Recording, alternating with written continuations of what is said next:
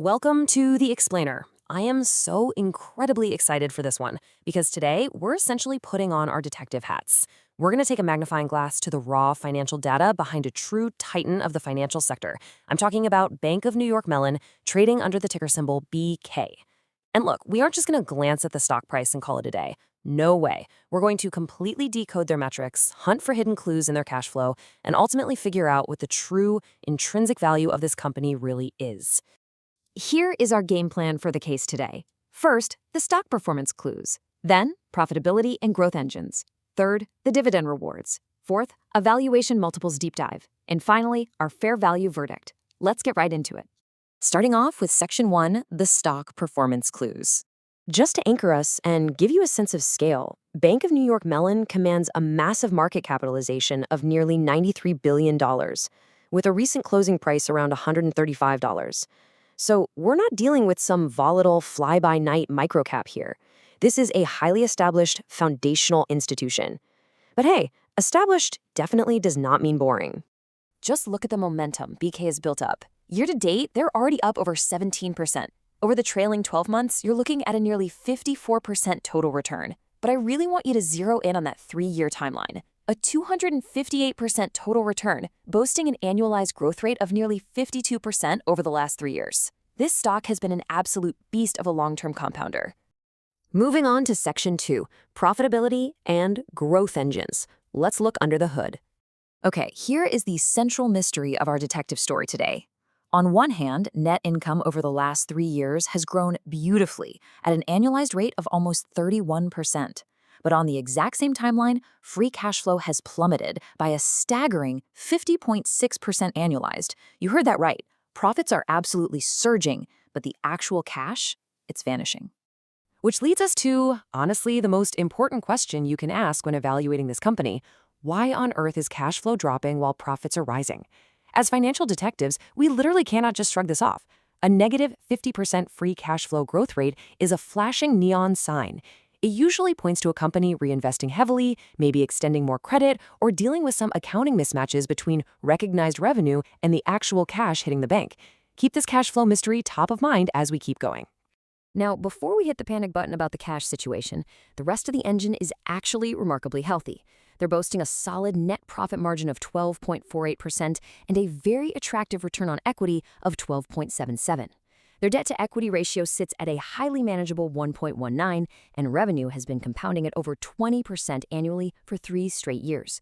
So the core profitability engine still running incredibly strong. Let's shift gears to Section 3, the dividend rewards. Bank of New York Mellon treats its shareholders to some very nice dividend perks. The current yield is sitting at 1.57%. And what I absolutely love seeing here is the standard payout ratio. It's only 25.73%, which means they're using just roughly a quarter of their net income to pay this dividend. On top of that, they've been growing that payout at over 12% a year recently, capping it off with a 15-year streak of consecutive yearly increases. Looks like a bulletproof dividend, right? Well, remember that free cash flow clue we found earlier? Here is the smoking gun.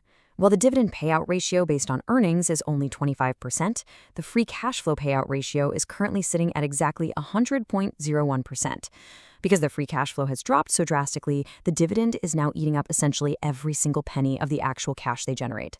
That is a vital metric you've got to watch closely over the coming quarters. Time for Section 4, Valuation Multiples Deep Dive. Let's price this thing out. Pretty much no matter how you slice it, the market is currently demanding a premium for BK. The price-to-earnings ratio is 16.73, which is almost 12% higher than its own 3-year historical average. Price-to-book is up nearly 32%, and price-to-sales, that's trading at a staggering 38% premium compared to the last 3 years. The market clearly loves this stock right now, but you are definitely paying up for it. But wait. Just when you think the stock is undeniably expensive, we check the PEG ratio, which factors in the company's earnings growth rate. The current PEG ratio is a remarkably low 0.53. If you know anything about the Peter Lynch style of investing, you know a PEG ratio well under 1.0 suggests the stock might actually still be a bargain relative to how fast its earnings are growing. Those high premiums we just discussed, they suddenly make a lot more sense when you factor in that 30% net income growth. And that brings us to Section 5, the fair value verdict. Real quick, before I show you the final numbers, let's touch on our golden rule, margin of safety. Popularized by Warren Buffett, this is simply the percentage difference between a stock's calculated intrinsic fair value and its current market price. Basically, as investors, we want a nice, wide buffer to protect us just in case our calculations or assumptions are slightly off. And wow, this dramatic split perfectly encapsulates our entire detective story today. Check this out. If you run a valuation model based purely on Bank of New York Mellon's rapidly growing earnings per share, the intrinsic value is an impressive $165.72. But if you run a reverse DCF or value the company strictly on its shrinking free cash flow, that fair value plummets to just $32.80. I have honestly rarely seen a split this wide. So, what's the takeaway? If we lean into the earnings-based model, essentially believing that this massive profit growth will eventually translate back into actual cash in the bank, the stock's current price around $135 actually gives us a really attractive margin of safety of 18.53%. It means the stock is practically sitting at an 18% discount right now if you believe the profits.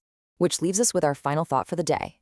Does a stock with violently negative free cash flow growth, yet a solid 18% margin of safety on its earnings, belong in your portfolio? It is a classic battle between rise in profits and dropping cash, and as an investor, you've got to decide which metric you trust more. It's a fascinating puzzle, and I hope this explainer has armed you with exactly the data you need to solve it for yourself. Thanks so much for hanging out and learning with me today, and I'll catch you in the next one.